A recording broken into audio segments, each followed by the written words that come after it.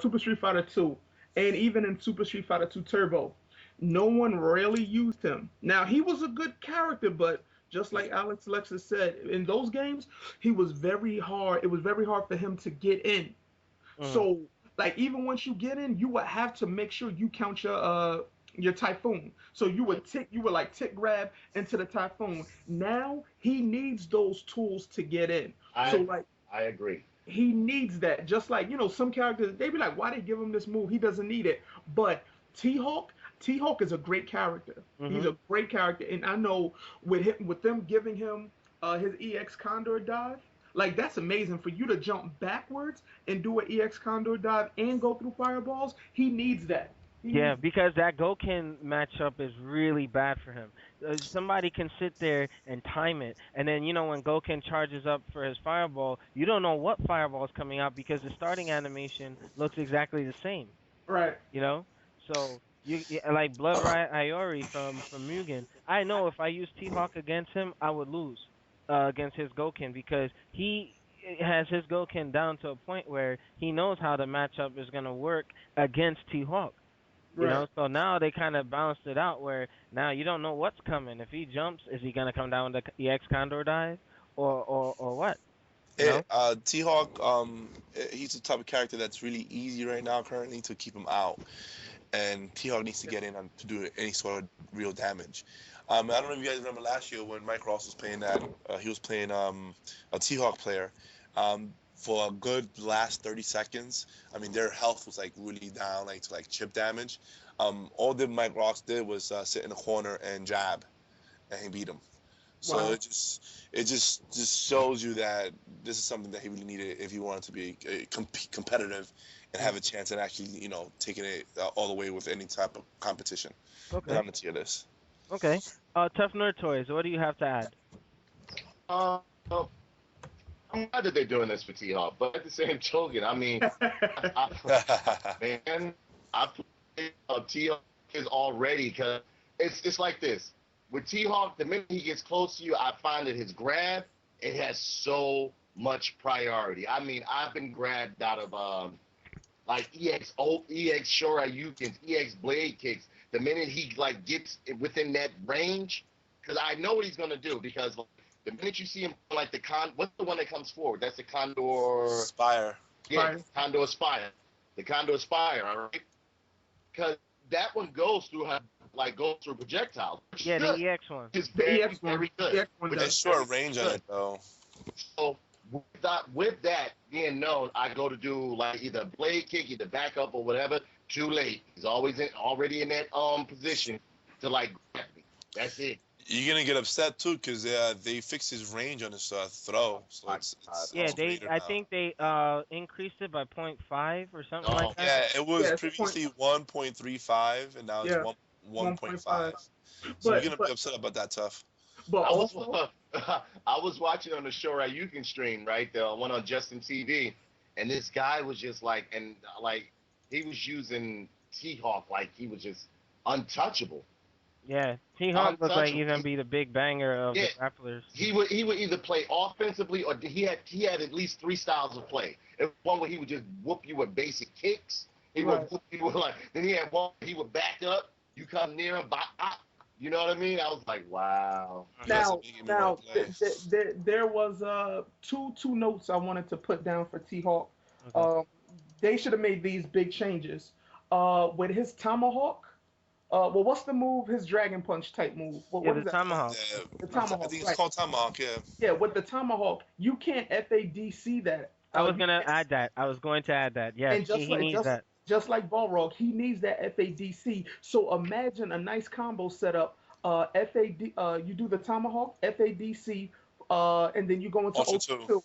Exactly. Why not put that in there, Capcom? Why I don't not? know. Yeah, because I remember testing T-Hawk out in training mode when I first got the game, and I'm thinking, oh, I can FADC his Dragon Punch move into Hmm. Ultra 2, and I was pretty disappointed that he couldn't. Yeah. Well, they also I guess they could have justified it. Whereas, let's say they did add that, it would open the opportunity for T-Hawk to have an opening. Let's say Tomahawk, FADC, Raging Flash. You know, That would have been a good thing. And I know that they also made changes to the Raging Slash where it can actually be more of like an upward anti-air. I think they changed where it grabs. So if somebody's standing or makes like a short jump, you can still grab them out of them. You know, but speaking of canceling things out, Shinwar and I, while we were doing PT this morning, we came to a good point. Like a lot of the two counter ultras for Fei Long and Cammy, they should be cancelable, similar to Abel's Breathless Ultra 2. Now, what do you guys think about that? Because if Fei Long he goes for the counter and he's just like left wide open, they should have like an opportunity if they're far away. Like let's say you got a ballroom and he does the counter and it's like, oh shoot, that's messed up, and hit like instead of just standing there, have it so that you can tap all three punch buttons so that they can recover or come out of it. You know what I mean? Because if Abel has that type of move, I think that Cammy and Fei Long can really, benefit from that. Well, Yeah. yeah. So, who wants to go first on that? I Uh, mean, oh, go ahead, Shin. okay. I believe me and Alexlexus talked about this earlier. About the counter moves. Like I know I was playing an endless battle last night with Fei Long, and I did Ultra 2, the Geki Rinken with Fei Long, and Fei Long's just standing there looking stupid, and the character just walked up to me and grabbed me. I think with Cammy and Fei Long's Ultra 2, they should be able to cancel out of that, just like Abel can with his Ultra 2 and be able Mhm. to get up. That's just my personal feeling about I that. agree because um, not only is the fighter you're playing getting a big cinematic, you know, intro to your move, telling him, "Hey, don't attack me," basically. Um, he should be able to cancel out of it. Abel does it, and it changes a lot of whether if you do attack, you get it, and if you do miss it, you're not screwed because you are warning them not to attack you. Even Felon does it. I dare you to attack me from any angle. I mean, that's what he Right. says. I mean, Right. hello, like what else? How many more warnings do you got to give somebody else to not attack you? I mean, it's pretty ridiculous. Okay. Tough nerd. What do you have to add to the argument? Eh, nothing really. That's tough, nerd. Well, hey, yeah, I mean, uh, in hindsight, I look at some of the changes were some are good, and some I think should have other things should have been added. But we'll I'm get gonna be we'll, honest with you. We won't really know. I'm sorry to interrupt, but we won't really know Alex until we play it. Really, yeah, to be. because we are planning to head down to Chinatown Fair. Raw Gameplay beat us down there, but from the videos that they had, it looks interesting. But video streams are one thing, but to actually get our hands on it, Exactly. a whole different. Oh, Yeah, I'm looking forward to it. We definitely need to do this as soon as the new year kicks in, like immediately, because Time everybody's next doing the week. holidays, No, I'm planning for nMo to go down there. especially before you have to go. Yeah. When is NMO heading down there? Because I'll go with you guys. We're planning it for next week, like one day during the week, or we'll just head on over there. Probably a Wednesday or Thursday. That's the target date. Okay, I'm we'll down. we'll stop at the Wo Hop and get some Chinese food. Hey, I love the Woo Hop. Yo, that place Come, got come great on, man. food. Come on. I'm That's how down. we go. Okay, NMO fans. So, in conclusion to this part of the show, um, Tough Nerd, give me your closing arguments within like 2 minutes or less. Everybody will get a chance, and then I'll do the conclusion, and then we'll do the next podcast for like the Dreamcast system topic that we had discussed. All right, so Nerd, you go first. Closing arguments. Me being a Street Fighter fan, I'm looking forward to the arcade edition. But as far as like the nerfs and we won't really know until we get our hands on it. So of course we can have like gripes and arguments and pretty much debates and you know like different opinions on what's going to be, what shouldn't, what should be. But we won't really know until we play it. So all we can do is just pretty much anticipate the game and hope it comes out good. That's about it. All right. Project Justice, you're next. I'm happy Capcom is punching out these fighters out.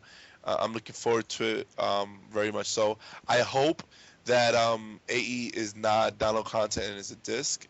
Reason being is I want my versions of Street Fighters all to be separate, because if I ever want to go back and play Street Fighter 4, I can. If I want to go back and play Super, I can. And if I want to play AE, I can.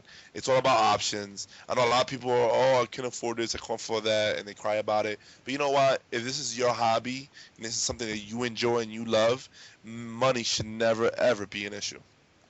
I didn't. You know what? I didn't think about that.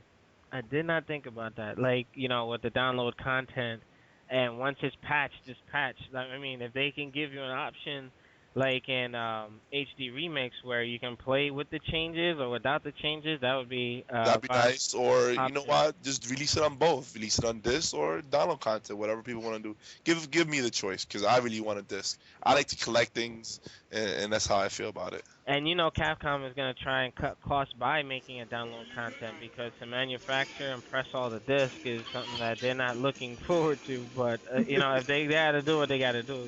But Yeah, that's very good point. Thank you. Yeah. What was that, Tough Nerd? I would enjoy it to be. I would prefer it to be download content. Really, to be honest. Okay. All right, Shinwar. Your closing comment? Just give Balrog his fight money, please. Just give him his fight. Oh. No, no, but seriously, Capcom has definitely made one of the world's greatest fighting games in Street Fighter.